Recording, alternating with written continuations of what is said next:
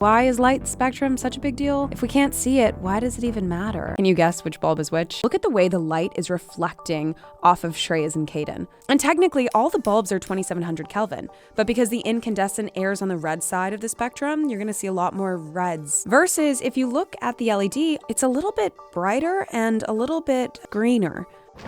LEDs have a heavier blue spike, which makes them feel colder, more clinical. Makes colors look a little off. Over-illuminating stuff, I think, is like a troublesome tendency which comes from the inexpensive, ubiquitous availability of these light sources. I think that we could do more with less light in general. You had asked earlier, like, what makes lighting more human? And I think it's that distinction between light and dark. We evolved for millennia under the sun and the night sky, and then slightly more recently with fire. And that distinction, when you go outside, that you see the stars and then there's a pool of light where there's someone's home or something like that, that's a very primitive and grounding feeling. Let me introduce you to an economic principle called Jevons Paradox, or the rebound effect.